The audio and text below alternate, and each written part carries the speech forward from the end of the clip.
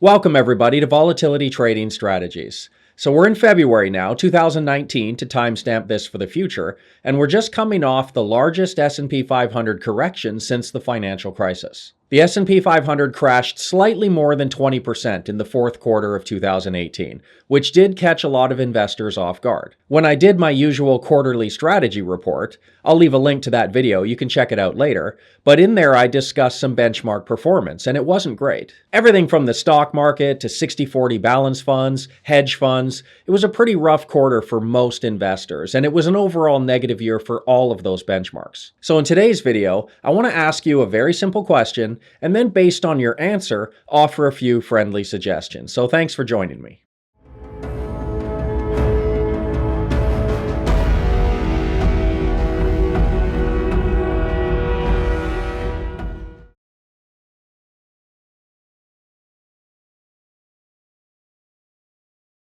Just as a brief review here, let's take a look at a chart for the fourth quarter of 2018. Starting with the S&P 500 index. You can see here, from the high on September 21st to the low on December 24th, the S&P 500 dropped minus 20.2%, which was the largest drop since the financial crisis, just edging out the correction we saw during the European debt crisis in 2011. Next, we'll look at the Vanguard VBinks, which is a 60% stocks, 40% bonds balanced index fund. And with that bonds component, naturally it should do a little better than pure stocks, and it did, dropping about minus 13% from high to low. And lastly, we'll look at the HFRI Hedge Fund Index. Now, hedge funds on average have performed poorly for years. They tend to significantly lag the S&P 500, but on average, they do at least reduce drawdowns a little bit during corrections. The HFRI was down about 8% for the quarter. So pretty terrible performance across the board.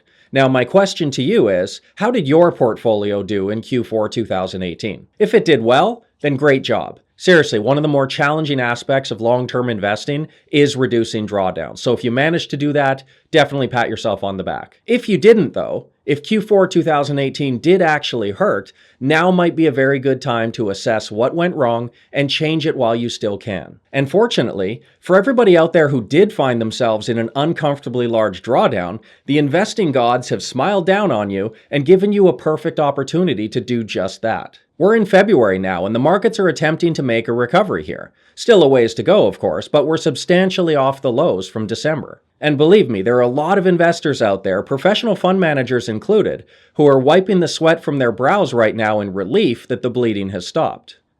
The thing is, though, the average recession cycle in the United States is about 6 to 7 years. Sometimes bull markets only last 3 to 4 years, sometimes 8 to 10 years. But on average, recessions come about every 6 to 7 years.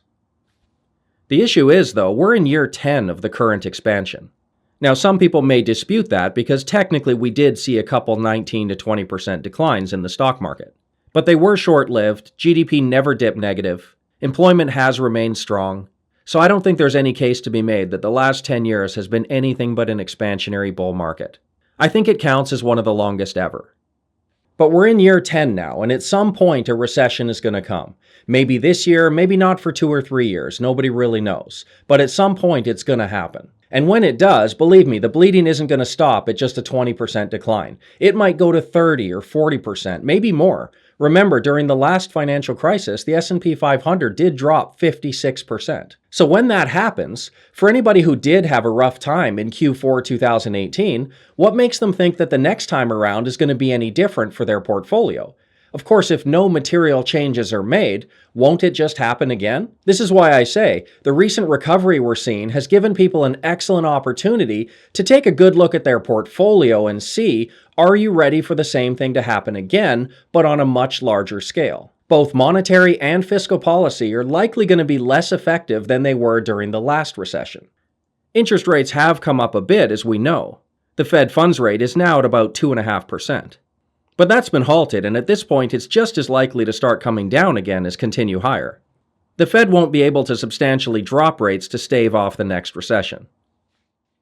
The Fed balance sheet was supposed to be winding down, yet it's also stalled at the 4 trillion range, and again, doesn't seem likely it will continue much lower. With this already at an alarmingly high level, It's going to be nearly impossible to justify pumping all the liquidity into the market like they did last time. And on the fiscal policy side of things, the national debt is soaring. And we have to remember, this is all despite the fact that the federal government hasn't even gotten around to infrastructure spending yet, or fixing healthcare. This is likely only going to get worse. Deficits are out of control. Current projections are nearing $1 trillion for fiscal 2019 and 2020 each. And all this spending was supposed to spur 5% growth, according to leaders. But forward GDP projections now aren't much better than 1 to 3%. If this much is spent during a supposedly strong economy, there won't be anything left to spend when it's actually required. Now, I'm not fear-mongering here. I don't think putting that negativity out there is very constructive.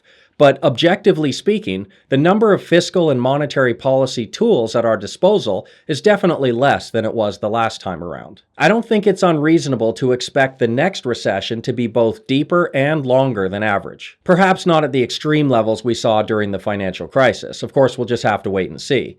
But a repeat of that is not out of the question. I don't know about you, but from my perspective, I don't think the things that caused the last recession were ever really resolved. Nobody was held accountable, of course. Fiscal spending has not been reined in. Monetary policy has just reinflated all the bubbles. Really, what has changed? Perhaps the better question would be, why wouldn't the next recession be a bad one? So again, I bring you back to your own situation. How did your portfolio do during the crash last quarter? If it made you nervous, perhaps now would be a good time for a course correction.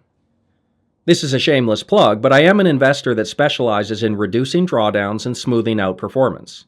I'm not a perma-bear though. I think that's a foolish position to take considering the vast majority of the time markets do go up. So being overly bearish and shorting the market is a great way to lose money. I definitely want to participate in bull markets, and I have.